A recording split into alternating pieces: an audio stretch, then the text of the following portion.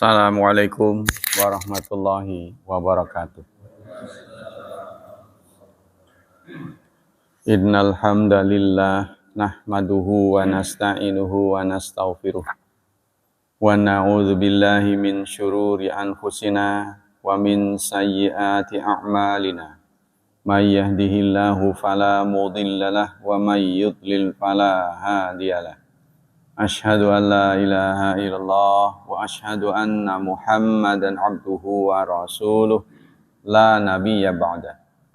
Allahumma salli wa sallim ala nabiyyina Muhammad sallallahu alaihi wasallam wa ala alihi wa sahbihi wa man sara ala nahjihi ila yaumiddin, amma ba'd. Ayo ikhwah, kita masih melanjutkan kajian tentang akhlak, yaitu dengan materi amanah. Sekarang kita akan membahas manfaat atau faedah-faedah amanah. Apa faedah amanah? Ini diambil dari Nusrat Nadratun Naim ya. Pertama, amanah itu ada min kamalil iman wa husnil Islam. Amanah itu adalah kesempurnaan iman. Jadi iman seseorang semakin tinggi, maka dia akan semakin amanah. Begitu juga husnul Islam, keindahan dalam memahami Islam, dalam berislam. Semakin amanah, maka semakin indah.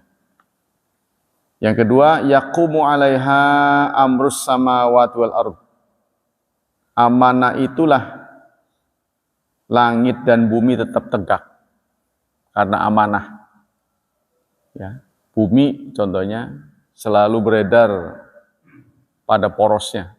Itu amanah yang Allah titipkan pada mereka. Ya, kalaupun terjadi gempa, bencana alam, ini dibutuhkan pengetahuan yang cukup ya. Memang sampai dengan hari ini manusia belum bisa memprediksi kapan akan terjadi gempa. Tapi manusia sudah mendapatkan ilmu di daerah mana yang rawan gempa. Cuma kapan gempanya itu yang nggak tahu. Sehingga itulah kenapa orang-orang Eropa itu memilih Eropa, kenapa orang Amerika memilih Amerika, karena di sanalah ya, sementara ini dideteksi berdasarkan ilmu itu tidak ada patahan sesar bumi kan, sehingga aman dari gempa. Begitu juga pemerintah mengalokasikan ibu kota negara di Kalimantan, karena Kalimantan itu berdasarkan ilmu, temuan ilmu itu bebas dari gempa, cuma banjir mah iya.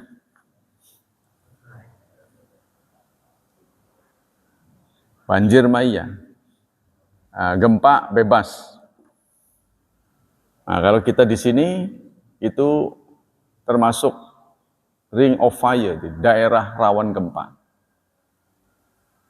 Tapi begitu juga Wali Songo memilih daerah utara untuk tempat lokasi dakwah. Contohnya kita bisa lihat dari Banten, terus Batavia, Cirebon, ya, Semarang, terus sampai ke Surabaya, Madura.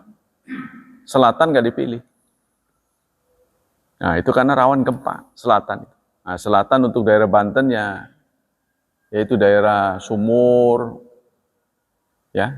Jadi gempa itu sudah mungkin seminggu sekali, walaupun dalam skala kecil. Gitu. Di daerah apa itu, yang sekarang ada tolnya itu. Dari Labuan ke sana, itu sudah langganan. Karena itu ada, diduga oleh para ahli, daerah Lembang itu sangat rawan. Malah ada di tempat yang patahan bumi itu sudah jengat begini. Menurut ITB itu sekarang jadikan restoran. Bayangin kalau orang pas lagi rame di situ. Kalau terjadi gitu. Ya naudzubillah. Nah inilah dibutuhkan kecerdasan kita ya. Nah, ilmu itu sangat membantu kita setidaknya hidup nyaman. Kemudian amanat itu juga mihwaruddin. Agama itu adalah inti dari agama. Inti dari ajaran agama. Biasanya orang yang beragamanya baik, amanat juga gitu. Tingkat amanahnya tinggi gitu. Tapi kalau kita menjalankan agama tidak amanah, nanti dilecehkan orang. Wamtihanun rabbil alamin, dan merupakan ujian. Semakin tinggi keimanan seorang, maka akan semakin berat amanat yang dipikulnya. Yang keempat, bil amanat yuhfazuddin wal arad wal amwal wal atsam wal arwah wal ma'arif wal ulum wal wilayah wal wisayah wal syuhada wal qada wal kitabah. Banyak yang bisa terjaga karena amanah, mulai dari agama. Ya, agama ini harus amanah. Kalau nggak ada catatan, katakan nggak ada catatan. Dari sononya, kalau nggak ada aturan, katakan nggak ada aturan. Jangan dibuat-buat. Ya, karena agama juga bisa jual belikan demi kepentingan, gitu kan? Karena kepentingan, gitu kan? Terutama di seputar kematian itu bisa dijual belikan. Gimana selama sakit nggak sholat? Nggak apa-apa, bisa nanti dibayar. Oh gitu ya. Nah, sehingga ini karena menjadi keyakinan sampai seustad-ustadnya kalau sakit nggak sholat. Kalau sakit nggak sholat itu karena berbagai hal yang dialaminya sih penting. Ini menjadi keyakinan. Menjadi keyakinan. Boleh. Ini yang menurut saya fatal. Kalau tidak menjadi keyakinan karena dia menghadapi kesulitan, malas, beda ya. Malas dengan menjadi keyakinan itu beda. Ini menjadi keyakinan. Pirang dina kan orang salat, kada dihitung baik. Kali sekian. Nah inilah diperjualbelikan. Nggak boleh ya itu. Jadi amanat apa ada aturan apa enggak itu sangat berkaitan dengan wawasan seseorang. Begitu juga a'rad, kehormatan. Kehormatan ini ya bisa terjaga. Kita harus menjaga kehormatan. Kita membutuhkan kehormatan, maka kita juga harus menghormati orang. Jadi salah satu kebutuhan jiwa itu dari 6 kebutuhan jiwa asasi setiap orang membutuhkannya adalah menghormati dan dihormati. Menghormati dan dihormati. Banyak rumah tangga yang hancur karena sudah tidak ada rasa hormat lagi. Jadi partner hidupnya dianggap budak. Suami dianggap departemen sosial. Nggak ada tinggal minta, nggak ada tinggal minta. Jadi nggak ada basa-basinya. Sudah tidak menghormati lagi. Sebagaimana kehormatan yang dulu didapat sebelum menikah. Sebelum menikah kan masing-masing itu menghormati calon pasangannya. Ya kan? Nanya, udah makan belum? Gimana, sehat? Itu sudah tidak ada lagi. Kondisi seperti itu, inilah yang jadi hancur. Satu sama lain sudah tidak menghormati. Kita tetap harus menghormati, walaupun itu sudah berpuluh-puluh tahun dengan kita, tetap aja itu anak mertua, anak orang itu. Bukan binatang. Tetap keutuhannya harus dihormati. Nah, kita begitu juga terhadap anak. Ya. Ada apa itu namanya? Ada sisi kepribadian yang tidak boleh kita selalu diktekan pada anak. Ada wilayahnya masing-masing. Kita harus percaya, kita harus memberi hak.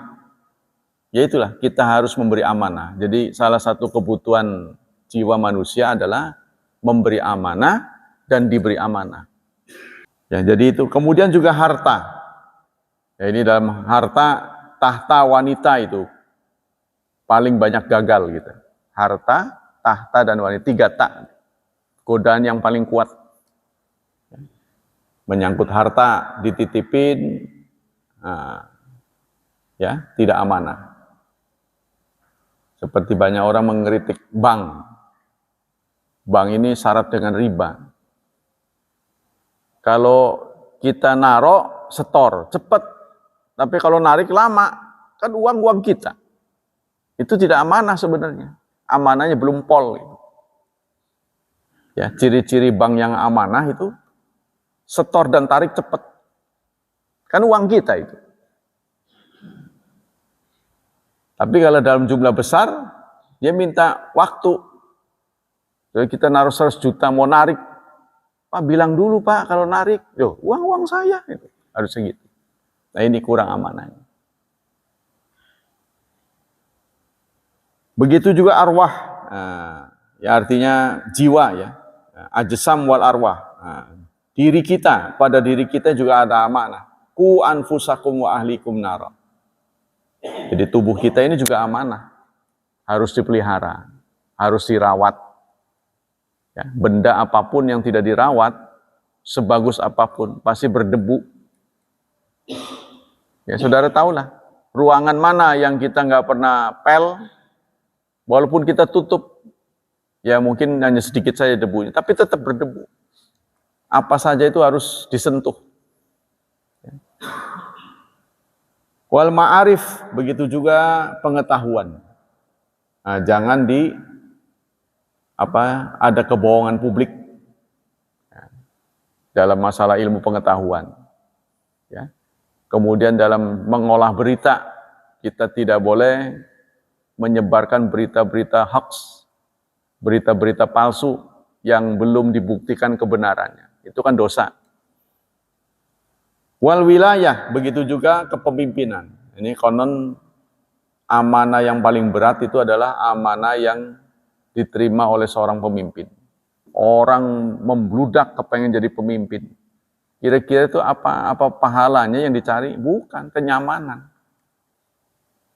Banyak yang menyesal nanti di akhirat. Kenapa dia milih menjadi pemimpin? Banyak yang menyesal kali, karena tanggung jawabnya terlalu besar. Yang kelima, al-aminu yuhibbullah wa yuhibbuhun nas. Orang yang amanah itu akan dicintai Allah dan dicintai sesamanya. Ya. Yang keenam, min azami sifatil khuluqiyah allati wasafallahu biha ibadahul mu'minin. Amanat itu adalah salah satu karakter orang mukmin yang sukses. Nah, ini terdapat dalam surat Al-Mu'minun. Ya, surat ke-23 ayat 8. Nah, petikannya adalah a'udzubillahi minasyaitonir rajim walladzina hum li amanatihim wa ahdihim ra'un. Kan ini judulnya di atas. Qad aflahal mu'minun. Sungguh beruntung orang yang beriman. Siapa orang beriman? Bla bla bla bla sampai ayat 8. Dan orang-orang yang menjaga amanahnya. Yang ketujuh, mujtama tafashui fihil amanat mujtama khairin wa barakatin. Mujtama tafshu fihil amanat, suatu komunitas yang amanah anggota-anggotanya, ya, itu adalah komunitas yang baik. Komunitas yang amanat itu adalah komunitas yang baik. Dimanapun kita berada. Jadi kalau dia terkenal amanat, itu akan menjadi langganan nantinya. Kalau perusahaan ya, perusahaan itu amanah, itu akan menjadi target orang berinteraksi dengannya. Jadi langganan. Contohnya toko, kalau menerangkan mana benda yang KW1, KW2 amanah dia. Jangan KW2 dibilang KW1 itu. Ya, sehingga kalau dalam dunia besi namanya banci. Besi banci gitu. 6 in diperiksa cuma 5,5. Nah, KS ini terkenal sebagai amanah gitu. Kalau 6 ya 6, 7 ya 7, tapi itu jadinya nggak laku. Tuh, yang amanah itu berat. Ya, menjalankan amanah itu berat. Yang tukang tipu-tipu itu yang laris manis. Nah, ini akhirnya semua efek domino. Berangkat dari tidak amanah, contohnya kita menduduki suatu jabatan karena nyogok. Karena nyogok, maka kita harus mencari uang untuk ngeganti itu kembali. Suwarul amanah, bentuk-bentuk amanat.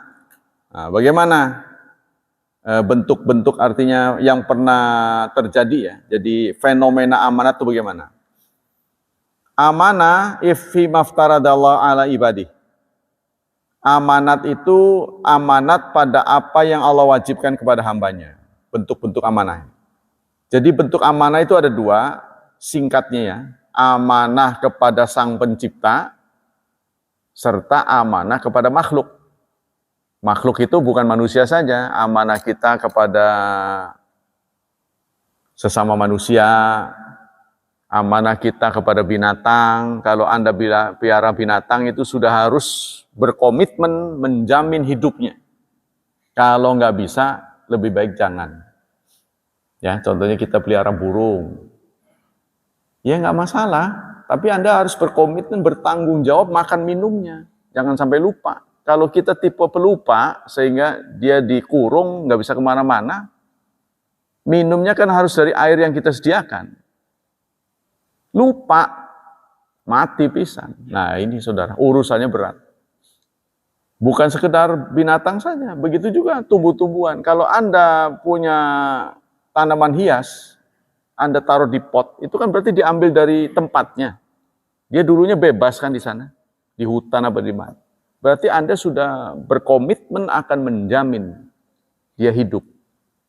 Nah, tersia-siakan, ini juga akan berhadapan dengan Allah nanti.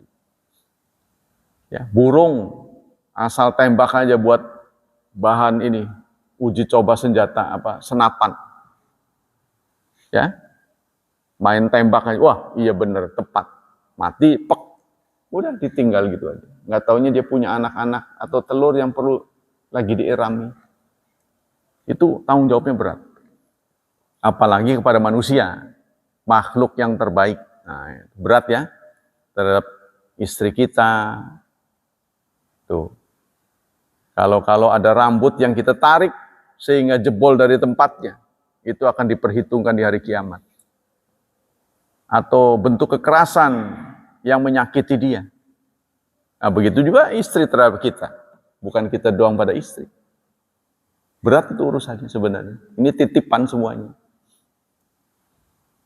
Faminal amanah ma'tamanahul ala ibadi minal ibadat allati kallafallahu biha fa inna amanatun i'tamanallahu alail ibad. Amanat yang Allah berikan kepada hamba-hambanya berupa kewajiban. Nah, ini di sini sudah ada tulisannya apa di mana ya? Aqimis salah, tegakkanlah salat, innas salata kanat 'alal mu'minina kitaban mauquta. Sesungguhnya salat itu kewajiban yang ada waktunya. Kita nggak bisa milih waktu, walaupun Allah tidak saklek ya. Contohnya waktu subuh tiba setelah fajar datang sampai terbit matahari kan cukup panjang. Itu dikasih waktu. Jadi nggak sempit cuma 5 menit. Waktunya habis enggak kan? Longgar kan? Tapi jangan dipilih-pilih dong, nanti jam 9 subuhnya. Nggak bisa begitu, mengalokasikan waktu sendiri nggak bisa. Ini adalah amanah. Nah, begitu juga zuhur. Sehingga umat Islam ini terdidik walaupun dia nggak belajar jam, orang-orang tua kita dulu. Jam pira kiat? Embo ya, zuhur kayaknya. Nah, begitu. Walaupun dia nggak tahu jam, dia teratur hidupnya. Gitu kan? Jadi kalau dulu kereta itu tepat waktu, jam sekian datang dan pergi. Ya jeneng kono ki arep maghrib kereta lewat. Atau dulu kereta lewat itu dijadikan di tempat tertentu, keretanya lewat itu pas maghrib. Sebenarnya nggak boleh karena dijadikan karena nggak tepat kan maghrib, nggak selalu jam 6 terus. Sementara kereta kan jam 6 terus. Kalau udah jadwal segitu kan. Nah, zaman dulu nih, ketepatan kereta itu dijadikan patokan dulu. Nah, ini jadi amanah. Yang kedua, amanah pada harta. Amanah pada harta, kita tidak boleh mengambil harta tanpa dengan cara yang tidak sah. Ya, kita tidak boleh mengambil harta orang dengan cara yang tidak sah. Harus ada nego, kesepakatan ya. Nah ini kalau sampai kita mengambil harta orang dengan cara-cara yang tidak dibenarkan, nah ini akan berarti khianat. Antara lain adalah titipan-titipan di dunia ekspedisi. Nah itu harus ada perjanjian. Kalau sampai hilang gantinya berapa. Sehingga kan suka ditanya isinya apa Pak? Itu kan suka ditanya. Kalau kita ke paket tuh, ya, jadi mengirim paket, isinya apa? Itu berkaitan dengan tanggungan atau jaminan. Begitu juga, jangan sampai ada benda-benda yang tidak semestinya dipaketkan. Ada jalurnya, kalau uang lewat mana, kalau barang lewat mana, ada yang paket, ada yang kargo. Kalau paket ukurannya sampai berapa kilo, kalau udah kegedean, namanya kargo. Beda lagi. Tapi ada yang paket yang membuat ekspedisi berat, yaitu yang dikenal dengan RMT. Nah, paket RMT, ringan, makan tempat. Contohnya busa, ya, busa itu kan enteng itu, wah makan kemana-mana itu rugi itu. Maka dia ukurannya bukan timbangan tapi volume. Karena ruangan yang buat tuh kegedean busa buat itu nyaring-nyaring air segala itu. Itu kan ringan tapi seablak-ablak gitu makan tempat. Kalau sampai diisi benda lain patah dia. Nah ini, jadi amanah. Selanjutnya amanah dalam a'rad. A'rad itu apa? A'rad itu kehormatan. Ya. Kehormatan seseorang tidak boleh dijatuhkan. Kita membutuhkan penghormatan, kita juga harus menghormati orang. Kita kan mau kita itu dihormati, kita juga harus menghormati orang. Nggak boleh menjatuhkan. Yang keempat, amanah dalam jasad. Amanah terhadap jasad. Jasad kita, ya, ini adalah amanah dari Allah. Pendengaran, penciuman, peraba, itu semuanya ada haknya. Sehingga diceritakan Salman satu saat berjumpa dengan Ummu Darda. Jadi katanya Salman ini dipersaudarakan dengan Abu Darda. Satu saat beliau mampir, dilihatnya Ummu Darda ini bawaannya artinya kurang bergairah. Kok kelihatannya lecek amat nih. Ummu Darda, ya buat apa saya rapi-rapi? Itu temanmu, saudaramu Abu Darda, nggak peduli sama saya. Maka setelah mendapat curhatan dari Ummu Darda tentang suaminya, Salman pun menjadwalkan untuk nginep. Pengen tahu gitu. Nah, ceritanya Banda Isa, dia udah mau tidur gitu, udah wayahnya tidur. Abu Darda nggak tidur. Udah kamu tidur ya. Dia sholat. Banda Isa setelah wayahnya tidur, dia sholat. Tidur dulu, jangan sholat dulu. Tidur. Belum juga sejam, bangun lagi dia mau sholat lagi. Masih. Kata-kata masih sore lah gitu. Nah, kemudian sampai masuk sepertiga malam. Beliau bangun, baru Salman bangun. Nah, ini waktu yang tepat. Ketahuilah, Allah punya hak, dirimu punya hak, istrimu punya hak, masyarakatmu punya hak. Jangan kau fokus satu saja. Dia ingin menyatakan bahwa Tuh, istrinya juga ditengok. Jangan semalaman buat Allah saja. Istrimu kau tengok. Dirimu kau lihat, sehat enggak? Jadi kalau kita tidak amanah pada diri kita, maka kita akan mengeksploitasi diri kita, forsir.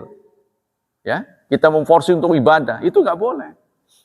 Harus berbagi, harus perhatikan diri. Kadang-kadang kita bosan, ya udah refreshing kemana, keluar sebentar, mengalihkan perhatian, balik lagi. Inilah amanah pada diri kita. Kemudian amanah pada ilmu pengetahuan. Faminal amanah fil ma'arif wal ulum ta'diyatuha duna tahrif atau taghyir atau nisbatil aqwal ila ashabiha wa adam intihal insan ma li ghairi minha. Cara kita amanah dalam ilmu, ya ini, di samping kita terus mencari ilmu, kita juga setor, tarik dan setor. Ya, artinya setor itu kita ngajar. Kalau narik berarti kita belajar. Belajar dan mengajar itu kegiatan yang harus dilakukan seumur hidup. Karena Rasulullah bersabda, Thalabul ilmi faridatun ala kulli muslim. Mencari ilmu itu adalah kewajiban setiap muslim. Tidak dicantumkan kapan-kapannya. Sampai mati. Jadi seharusnya orang Islam ini karena belajar terus, nggak pernah henti. Kalau ada penyetaraan, itu semuanya profesor. Usia kita ini, profesor. Profesor Rojali. Karena kita sudah usia ya. Profesor siapa lagi? Profesor Syafi'i. Nah, itu profesor. Karena kita sudah belajar udah lama gitu. Kalau istilah Pak Mul nyatet tuh, sudah bisa jadi buku itu.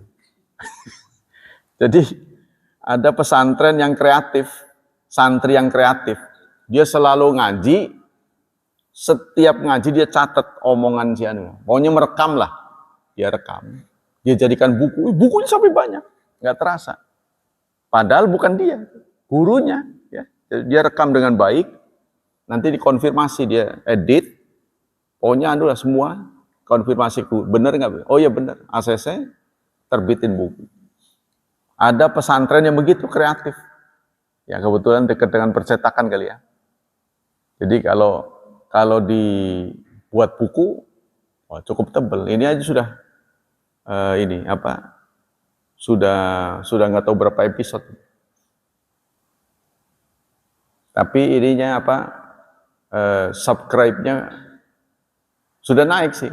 Tapi belum sampai 1000, baru 100 lebih. Karena boleh jadi pembawanya nggak terkenal. Kurang meyakinkan. Tapi sebenarnya bukan itu sih. Orang nggak banyak tahu. Kalau promonya cukup, ini materinya sangat padat kita. Materi kita materi unggulan. Jadi bukan pembawa materinya. Ini buku-bukunya buku-buku sudah kualitas wahid ini. Sudah wayahnya orang banyak tahu, ini kualitas dunia. Karena yang dipilih ini adalah buku-buku yang ya keluaran dari lembaga resmi gitu. Ya. Jadi tanggung jawabnya amanah juga gitu.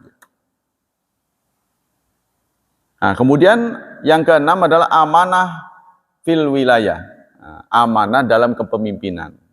Faminal amanah fil wilayah ta'diyul haq yahliha. Wa isnadul a'mal ila mustahiqiha al-aqfiya laha. Bentuk amanat dalam kepemimpinan adalah hendaklah menunaikan kewajiban dan hak ya, pemberi amanat. Nah, contohnya wakil-wakil kita di DPR harus menyuarakan yang mewakilinya. Ya, kalau untuk pemerintah mengangkat orang sesuai dengan keahliannya. Tapi ini kita sekarang tidak mengangkat orang itu sesuai dengan aspirasi politik, bukan ahlinya. Ya nggak semua sih memang, ada ahlinya. Kalau diangkat seseorang sesuai dengan ahlinya, itu biasanya pas itu. Ya. Contohnya Menteri Keuangan kita, ahlinya, ahli itu. Itu bukan orang partai, ahlinya. Itu saya suka, ahli-ahli. Gitu. Tapi ada yang diambil bukan dilirik dari keahliannya, tapi dari sisi partainya. Nah, ini ada kepentingan. Ya, alhamdulillah ekonomi kita walaupun terseok-seok, itu belum sampai reses. Tidak mengalami resesi seperti yang dimulai dari Inggris. Inggris sudah mengalami resesi, kelemahan ekonomi, kejenuhan. Pendapatannya sudah berkurang. Artinya resesi itu ditandai dengan lowongan kerja berkurang. Terus ada PHK besar-besaran. Itu ciri-cirinya. Jadi kalau resesi ekonomi, itu berarti tetangga Anda kehilangan pekerjaan. Kalau depresi ekonomi, Anda kehilangan pekerjaan. Bukan tetangga doang. Ya kalau frustasi mau udah bangkrut. Jadi ada istilah resesi, ada istilah depresi. Gitu. Nah bedanya gimana? Dampaknya terlihat. Kalau resesi, teman-teman Anda mengaku kehilangan pekerjaan. Kalau depresi, kita yang kehilangan pekerjaan, bukan tetangga saja. Kita sudah mulai merembet ke kita. Ya, jadi kita harus menempatkan kata Ibnu Utsaimin, wa mina amana aidan amana wilayah wa hiya a'dzamuha mas'uliyatan. Kata Syekh Utsaimin, amanat yang dipangku oleh penguasa adalah amanat yang paling berat. Ya, kata beliau. Fasultan masalan ar-ra'isul a'la fid daulah. Maka seorang sultan itu adalah pemimpin negara. Aminun ala ummat kulliha. Maka dia bertanggung jawab harus menyelamatkan rakyatnya. Jangan purikan. Ya biasa kita sama anak kan pasti protes saja sama orang tuanya. Kita nggak boleh purik. Dasar bapak pelit. Jangan purik itu. Anak kita yang ngomong. Begitulah penguasa menghadapi rakyatnya. Yang banyak ulahnya kan. Nggak nerima. Ini biasa begitu. Apalagi pengamat kan. Pengamat belum tentu bisa berkuasa dengan amanah. Nah biasa. Jadi kita nggak boleh dengki. Nggak boleh purik. Nggak boleh dendam pada rakyat. Tidak boleh. Inilah saudara pemimpin yang amanah. Kalau saya melihat ini, yang sekarang amanah itu terlihat di depan saya itu ada Pak Habibie. Wah, dasar ini aja sentimen. Tidak, lihatlah anak-anaknya nggak ada yang nyalon. Kalau pemimpin-pemimpin yang lain kan anak bapaknya dulu pernah jadi, anaknya ikut sampai cucu-cucu mantunya semua dibawa semua. Nah, ini itu namanya serakah. Jadi namanya kekuasaannya harus berbagi. Sekarang saya, nanti giliran keluarga Pak Sarjono harus begitu, dibagi-bagi. Jadi jangan sampai menjadi oligarki. Ya, yang ngomong itu aja. Ketika terjadi pemilihan, itu lagi. Kayak nggak ada orang itu. Giliran lah, bergiliran. Gitu. Nah ini sehingga semua merasa bertanggung jawab. Bergiliran. Ya. Jadi jangan anaknya disiapin lagi. Cucunya disiapin lagi. Ini tamak amat sih. Berbagilah. Biarkan itu walaupun keluarga kita berhak. Sebaiknya jangan. Ini saya lihat tuh Pak Habibie itu nggak ada anak-anaknya yang nyalon, walaupun dia ahlinya luar biasa. Jadi fokus kepada profesionalismenya. Nah itu ya.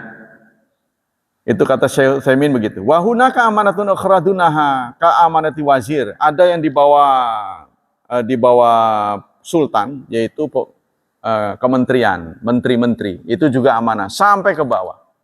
Di bawahnya ada RT di bawahnya kepala rumah tangga. Semuanya terikat dengan amanah. Banyak lagi, amanat dalam kesaksian, ya, amanah dalam pengadilan, amanah dalam menulis, tuh, harus amanah. Amanat dalam asror.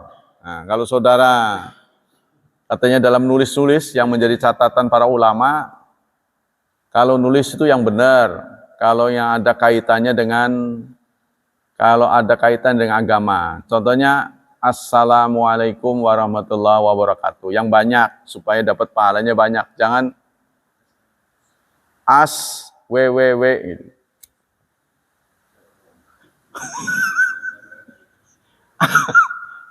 As itu katanya kalau ASS itu kalau bahasa Inggrisnya pantat. Artinya kita mah enaknya ASSWWW. Ya. Ganjarannya kurang.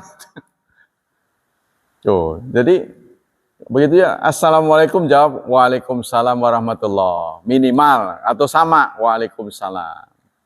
Jangan dia mengatakan assalamualaikum kita apa itu biasanya? Wassalam atau lam gitu doang. Apa ya kalau orang bilang singkatannya? Assalamualaikum. Saya lupa lah pokoknya. Banyak orang suka nulis singkat-singkat. Kum kan begitu ya. Assalamualaikum. Kum begitu. Kum begitu aja. Itu lebih baik jangan itu. Itu tidak sesuai. Jangan dibiasakan. Biasanya penyimpangan itu dimulai dari pembiasaan-pembiasaan yang buruk. Ya. Kalau bisa sebut Nabi SAW. Lumayan. Kita nulis nggak kerasa dapat ganjaran. SAW kan doa. Ya. Salawat pada Nabi. Nah, jadi kita bisa gunakan media itu untuk ladang pahala. Gitu. Posting yang baik. Yang sudah jelas manfaat, gitu kan? Nah, sudah jelas manfaatnya kita posting. Tapi kalau tidak jelas manfaatnya, antara lain kata-kata begini, jangan kaget ya, jangan kaget. Gitu. Nah, saya jawab, waduh saya udah keburu kaget. Jangan kaget ya. Ini ada berita begini-begini. Dia kan melarang kaget. Jangan kaget katanya. Kata-kata begitu, melarang kaget. Waduh, udah keburu kaget saya bilang. Ya, jadi orang tuh menulis ini harus sama, itu juga amanah. Jangan terlalu mengada-ada. Posting tahun kapan gitu. Ya, artinya berita tahun kapan dipostingnya sekarang tuh. Contoh sekarang ini apa ya? Oh ya, ini diposting orang adegan orang Cina pada bunuh diri dari gedung karena stres. Itu siapa pemberitanya, tanggal berapa, di mana nggak dijelaskan. Aja, dicoplok aja. Ya boleh jadi itu akumulasi dari orang bunuh diri, potret bunuh diri dikumpulin jadi satu. Jadi kesannya karena mereka udah stres sekarang, makanya dipindahin ke Indonesia. Sehingga orang Indonesia was-was. Ya, bisa cenderung ada gesekan nantinya. Nah, begitulah. Kemudian begitu juga dalam surat menyurat ya. Amanah ini banyak. Al-amanah fin nushi wal musyawarah. Begitu juga dalam bermusyawarah. Contoh-contoh amanah. Nah, sekarang contoh-contoh. Al-amanat sifatur rasul. Amanah itu adalah salah satu sifat rasul. Berapa itu? 4. Siddiq, fatana, amanah, tablik. Nah, amanah ini satu dari sifat rasul. Inna sifatal amanat ahadu sifat wajibat tuwafiruha fi kulli rasul. Sifat amanat itu rata ada pada semua rasul. Nah, antara lain Allah menyatakan dalam 2 surat ya. Pertama surat 23 ayat 8 dan suratul Ma'arij. Ma'arij itu surat berapa? 60 sekian ya. Surat Al-Ma'arij ayat 32. Walladzina hum li amanatihim wa ahdihim ra'un. Ini ada dalam 2 surat. Kemudian tentang Rasul disebutkan dalam sebuah surat, yaitu surat Asy-Syu'ara, surat ke-26. 5 kata-kata amanah yang ditujukan pada Rasul. Pertama, Lafadznya begini, inni lakum rasulun amin. Sesungguhnya aku bagi kalian adalah rasul yang amin. Rasul yang amanah. Jadi rasul itu hanya duta, utusan yang amanah. Yang namanya duta itu menjadi perwakilan dari negara masing-masing. Ya, tidak boleh dia menyuarakan sesuatu menurut dia. Harus menurut negaranya, karena dia adalah duta. Ya, sama dengan utusan lah. Kita diutus orang untuk menyampaikan. Jangan ditambahin, jangan dikurangin. Nah, antara lain amanah itu disematkan kepada Nabi Nuh dalam surat 26 ayat 107. Inni lakum rasulun amin. Kemudian Hud, Nabi Hud di ayat 125. Jadi 5 rasulun amin ini ada dalam satu surat, tapi ayatnya beda-beda. Ya, kata-kata Rasulun Amin ini diulang-ulang sampai 5 kali. Satu ditujukan kepada Nabi Nuh dalam ayat 107, kemudian Nabi Hud pada 125, kemudian Nabi Saleh pada ayat 143, kemudian Nabi Lut pada pertama Nabi Nuh 107 surat 26 ayat 107. Nabi Hud surat 26 125. Nabi Saleh surat 26 ayat 143. Nabi Lut surat 26 ayat 162. Nabi Syuaib pada surat 26 ayat 178. Jadi dalam satu surat disebut 5 kali. Bal inna Jibril, bahkan Jibril juga disebut dengan amin, qawiyul amin, ya, disebut yang kuat dan amanah. Ruhul amin, ya. Ar-Rasul sallallahu alaihi wasallam al-qudwa fil amanah. Sementara Rasul kita itu juga menjadi teladan dalam soal amanah. Mana saja fenomena yang dialami oleh Rasulullah yang membuktikan beliau amanah? Saat orang kabilah Quraisy merenovasi Ka'bah. Mereka bertengkar ya tentang siapa yang berhak mengambil Hajar Aswad. Yang ngerawat Hajar Aswad siapa? Kan lagi dibangun nih, diperbaiki, diambil dulu. Ya. Siapa yang berhak? Ini hampir perang gara-gara itu. Satu sama lain menyatakan dia yang berhak. Sehingga mau perang. Sampai akhirnya ini katanya dibicarakan berhari-hari. Sampai akhirnya mereka sepakat, nanti yang memutuskan siapa yang berhak adalah orang yang pertama kali masuk Masjidil Haram. Nah, ternyata orangnya adalah Rasulullah SAW. Nah, waktu itu Rasulullah kemudian minta satu kain Hajar Aswad ditaruh di tengahnya. Nah, kalau melihat adegan ini berarti Hajar Aswad itu merongkol, cuma satu. Seperti batak lah gitu, singkatnya. Nah, kalau Hajar Aswad sekarang nggak begitu lagi. Hajar Aswad sekarang, dia adalah pecahan dari kurang lebih 5 buah cincin, 8 cincin. Jadi kalau kita punya batu tuh yang buat cincin, kurang lebih itu, 8 biji. Itulah Hajar Aswad sekarang. Kalau di zaman Rasulullah kan kalau 8 kan mungkin ngambil satu-satu begitu. Kenapa kok bisa begitu? Karena pernah dibandring. Dulu ada orang yang kejar-kejaran di daerah Ka'bah, mereka kejar-kejaran. Yang satu tuh bawa alat itu dulu tuh. Rantai yang bola yang ada ini lancip-lancip itu. Dulu kan begitu. Begitu tuh. Ya, lari-lari tuh. Yang kena mati. Nah, kena tuh Hajar Aswad, pecah, berserakan. Itulah Hajar Aswad sekarang. Kemudian oleh pemerintah sana dilekatkan. Jadi bentuk segini, taruh di sini, taruh di sini, taruh di sini, taruh di sini. Jadi bukan segini Hajar Aswad itu, pecahan-pecahan. Sekarang ini. Ya, satu saat bahkan pernah hilang dari tempatnya. Nggak tanggung-tanggung puluhan tahun. Saya lupa itu 20 tahun apa berapa 10 tahun. Sehingga akhirnya Raja Sultan yang waktu itu menjabat membuat sayembara. Barang siapa yang bisa menemukan Hajar Aswad, ya, asli, akan diberi upah lebih dari 100 kilo emas. Lebih dari 100 kilo emas. Saya lupa jumlahnya. Nah, ada orang yang bawa, datang kepada raja. Dites, wah ini palsu. Kok tahu palsu?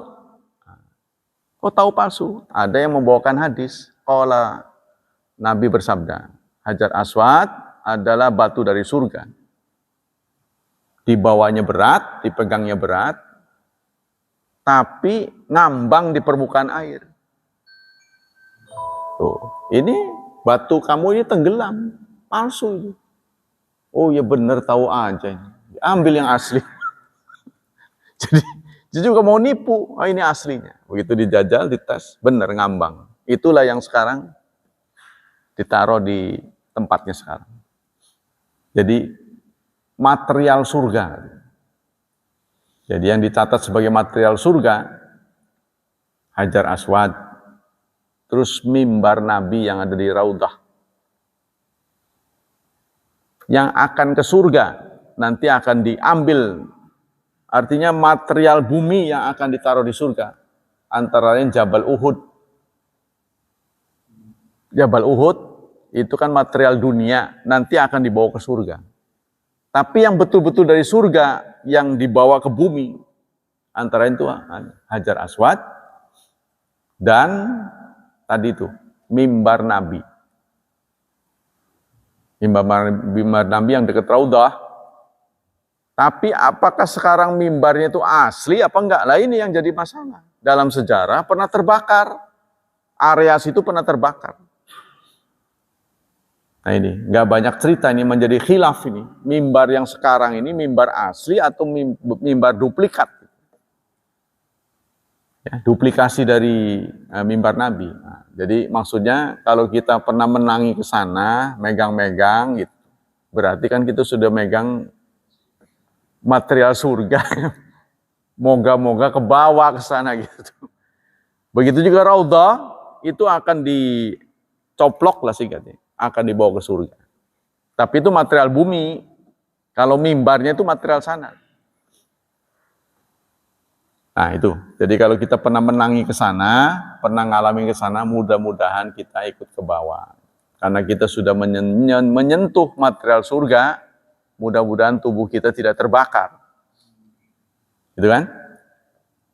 Sebab yang pernah menyentuh tubuh Nabi, dia tidak akan terbakar. Itulah sebabnya orang beramai-ramai merebut ini. Jadi kalau bisa ditelan, ditelan itu. Tubuh Nabi gitu. Keringat nyata, jubah nyata gitu. Ya, sehingga suatu saat ada orang, siapa ya namanya, Abu Dujan, apa siapa ya? Saya lupa. Yang merekayasa supaya bisa memeluk Nabi. Itu ya. Jadi dia merekayasa Rasulullah sakit, kemungkinan untuk berlama-lama kecil. Artinya Rasulullah kayaknya hidupnya nggak lama lagi. Dilihat dari pesan-pesan beliau, maka direkayasa sama dia. Ada di antara kalian yang punya hak pada saya, belum saya tunaikan? Ada saya ya Rasulullah. Nah, gimana ceritanya? Dulu engkau itu nggak tahu sengaja apa enggak, cemeti engkau tuh kena ke tubuh saya. Kan Rasulullah menyatakan kalau ada yang ingin membalas, silahkan balas hari ini, supaya enggak kebablasan nanti di akhirat. Jadi cukup di dunia saja. Itu ada seorang sahabat ngomong begitu. Oh silahkan balas hari ini. Maka sahabat-sahabat kan melotot. Nggak tahu diri gitu. Rasulullah lagi sakit kok begitu. Ya udah sih diikhlasin aja. Nah terus turun, silahkan. Apa yang dulu pernah kamu diberikan cemeti. Nggak begini ya Rasulullah katanya. Emang kenapa? Karena waktu itu saya itu lagi nggak pakai baju. Cemetinya itu kenanya itu bagian yang nggak ada kainnya gitu. Jadi kebetulan punggung saya terbuka, kena cemeti itu. Wah, semakin Orang-orang gregetan. Rasulullah lagi sakit. Lalu dibuka. Umar duluan. Saya aja deh. Kalau kamu balas saya. Jangan Umar. Nanti ini urusan saya, ini dosa saya. Maka Rasulullah pun membuka bajunya. Nah, Abu Dujana melihat kesempatan besar. Ya. Lalu dipeluknya Nabi. Sambil nangis. Ya Rasulullah. Aku khawatir aku tidak bisa nyaman di sana. Bagaimana?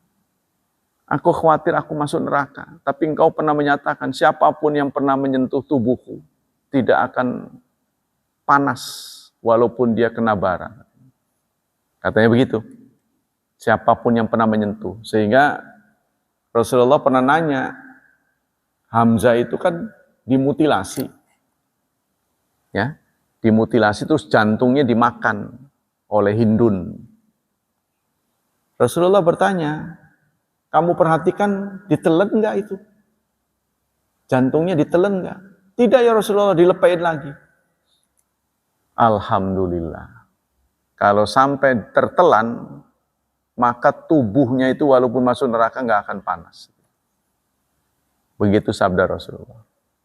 Jadi benar kalian lihat dilepain, iya dilepain, enggak ditelan. Alhamdulillah enggak ditelan. Begitu kata Rasulullah. Nah, kita lanjutkan. Contoh-contoh. Ada seseorang membeli pekarangan. Ya. Lalu pekarangan itu setelah dibeli, begitu digali, di dalamnya ada gentong, isinya emas. Tuh, ditemukan emas. Maka mereka bertengkar. Wah, kalau gentong ini nggak termasuk. Loh, kamu kan menjual saya itu semua pekarangan dan semuanya. Tapi yang saya jual cuma pekarangan, bukan emas. Gitu kan? Sehingga mereka datang kepada Rasulullah, meminta keputusan. Siapa yang berhak memiliki emas ini?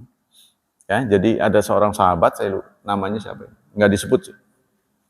Ada seorang sahabat membeli pekarangan. Katakanlah sahabat A membeli kepada B. Nah, setelah dibayar, digalilah gitu ya. Digali sebagian tempatnya itu, ditemukanlah gentong. Begitu dibuka ada emasnya. Wah, diceritain. Wah, itu punya saya, Pak. Oh ya nggak bisa, kamu udah jual kok. Kan kamu menjual pekarangan dan isinya. Iya tidak termasuk emas, kan saya jual pekarangan. Nah, mereka mengadu pada Rasulullah, apa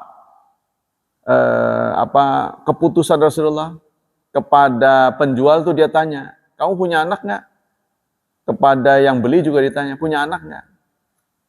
Penjualnya mengatakan punya, laki perempuan, laki. Si anu yang pembelinya ada Pak, laki perempuan, udah kawinin aja. Emas itu buat mereka aja. Ini keputusan Rasul. Ya, jadi mereka nggak ada dendam kan buat mantunya. Jadi minta, udah nikahin aja. Ini emasnya buat dia aja. Kamu nggak dapat, ono nggak dapat, tapi buat anakmu. Nah itu salah satu keputusan Rasulullah. Kemudian juga ada cerita yang disampaikan oleh Rasulullah di zaman Bani Israel. Ada seseorang minjem uang 1.000, di sini sebut 1.000 dinar apa ya? 1.000 dinar ya. Lalu si peminjam mengatakan, yang punya uang, si peminjam mengatakan kepada yang punya uang, datangkanlah saksi atau berikanlah catatan. Oh nggak apa-apa, saksinya Allah. Udah catatan saja. Sudah saya catat dalam catatan Allah. Gitu. Yang punya uang ngomong begitu. Nah ceritanya, setelah si peminjam ini beberapa waktu, dia harus berlayar. Dia kesulitan, udah jatuh tempo, dia masih di laut. Tapi duitnya ada. Maka kemudian dia teringat, sudah saya catat pada Allah, sudah saya jadikan Allah sebagai saksi. Jadi akhirnya dia taruh uang buat ngembaliinnya itu 1.000 dinar. Ya. Kemudian ditaruh di peti, dibuat rapi, dilarungkan ke laut. Sudah. Karena catatannya sudah pada Allah, saya susah menemui pemilik uang. Gitu. Jadi karena dia ngomongnya sudah, serahkan pada Allah saja. Dilarungin. Sebelum dia tiba, ternyata uang ini nyampe kepada pemiliknya. Begitu ketemu, kamu udah bayar ya? Loh, kok udah bayar? Nah, ini kan bayaranmu. Ada catatan di sini. Nah inilah satu bukti orang memberikan amanah. Tapi nggak boleh kita tiru ya. Ini kejadian dari Bani Israel begitu kan. Nah demikianlah hadirin. Kalau ada pertanyaan sampai di sini. Tentang amanah. Jadi betapa berat amanat itu. Gempa bumi itu juga menjadi alat, katanya itu jundullah, menjadi pasukan Allah. Nah, ketika terjadi gempa, tsunami di Aceh, itu terlibat dialog di radio. Ada seorang ustadz ditanya, ini dari sisi agama bagaimana nih ustadz? Dia jawabnya itu, karena dosa-dosa. Orang Aceh marah. Waktu itu. Wah, dari mana Bapak bisa mengatakan itu dosa? Ya, jadi singkatnya bencana itu bisa timbul karena faktor kebodohan. Udah tahu itu daerah-daerah yang rawan, dia hidup di situ juga. Tapi kita nggak ada pilihan namanya negara kita bagaimana. Orang Eropa dengan ilmu pengetahuannya dan waktu yang rentang begitu panjang, ratusan tahun, dia neliti. Lah menjajah Indonesia ini 350. Tahulah dia Indonesia ini rawan gempa, nggak mau dia tinggal di sini. Tapi Allah memberikan keadilan di daerah-daerah yang rawan ini subur gitu. Mungkin karena bernapas kali ya, jadi ada celah-celah bumi ini, jadi subur gitu. Rempah-rempah, maka mereka mengudak rempah-rempah. Kita diadakanlah kerja paksa dan sebagainya. Nah ini adalah ayat dalam berbagai firman Allah, angin, petir, itu senjata yang Allah pakai untuk menghukum di masa lalu. Di masa lalu begitu. Tapi kan sekarang berkat permintaan Nabi, gitu loh. Ini sudah tidak dijadikan alat lagi oleh Allah untuk menghukum. Sehingga kita tidak boleh mengatakan bencana alam itu gara-gara banyak dosa. Nggak boleh. Itu maksudnya. Jangan sembarangan ngomong. Jadi Cianjur berarti brengsek orang Cianjur tuh. Makanya kena tulah. Nggak boleh begitu. Tapi soal LGBT bukan di situ saja. Di negara-negara kafir ya banyak. Itu kan. Kita bandingkan dengan begitu. Jangan merasa bersalah gitu. Padahal belum tentu gitu ya. Untuk menyadarkan boleh saja. Mungkin saja. Tapi Anda lihat. Di satu negara itu ada yang sudah menganggap sodomi itu hal biasa. Tapi nggak turun gempa. Aman-aman aja gitu. Jadi kita nggak boleh maksudnya begini. Nanti kita akan menuduh gitu. Maksudnya kalau itu terjadi pada kita, naudzubillah. Bagaimana perasaan Anda? Udah kena bencana, dia omong dosa lagi. Sakit nggak? Ya kan?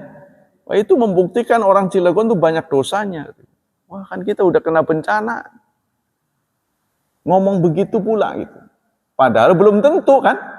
Sebab kita kan nggak ada juru bicara Allah kan sekarang. Kalau Nabi masih hidup, oke. Ya itulah. Karena bencana tiba sebagai hukuman dari Allah. Kalau Nabi yang ngomong, oke. Karena dia adalah juru bicara Allah. Tapi sekarang kan mubalik ini nggak terkonek dengan wahyu. Dia hanya ngira-ngira saja gitu. Memang ada wafasadil barru wal bahr. Rusak lautan daratan bima kasabat aidin nas. Karena ulah manusia memang ada ayat-ayat umum. Tapi semua itu mengajak kita untuk evaluasi, bukan menjatuhkan. Lah dasarnya banyak LGBT, banyak dosa, banyak pemurtadan. Soal pemurtadan di negara lain banyak. Aman-aman aja kalau mau ngebandingin. Tapi kalau itu sebagai bagian dari menyadarkan kita agar dekat pada Allah, ya sah-sah saja sih. Supaya kita takut kan, boleh saja. Tapi jangan karena kebodohan dibuat dibuat senjata buat menakut-nakutkan orang, padahal karena kebodohan gitu. Jadi udah tahu rawan gempa, udah jangan di situ. Karena kita ini kan rata-rata berani mati, Pak. Ada orang yang membangun rumah, Anda lihat tuh Cianjur tuh, kalau daerah Cianjur, memang di tepi jurang. Ya walaupun lagi aman, saya aja ngeri ngeliat itu kalau jatuh bagaimana? Berani dia. Udah tahu miring begini, gunung gitu ya, berani ditaruh situ. Kira-kira kalau longsor bagaimana? Kita aja udah ngeri. Dia aman-aman aja. Inilah memang pengetahuan yang kurang itulah. Nah, jadi jangan sampai itu ada sisi buruk begitu. Kita nyala-nyalahin ya. Ya. Jadi menimbulkan kejengkelan nantinya, boro-boro udah kena bencana, jatuh ketiban tangga nanti. Sudahlah, marilah kita mengevaluasi diri, kita memperbaiki diri supaya tidak terulang dan kita aman. Baik, demikianlah hadirin, hafizani wa hafizakumullah. Semoga Allah melimpahkan pahala yang berlipat untuk kita. Semoga Allah tetap melindungi kita dari wabah dan fitnah. Semoga Allah berkenan memberikan hadiah masa depan yang cerah buat putra-putri kita, membimbing mereka menjadi generasi yang saleh dan salihah. Subhanakallah wa bihamdik, asyhadu an la ilaha illa anta, astaghfiruka wa atubu ilaik. Wassalamualaikum warahmatullahi wabarakatuh.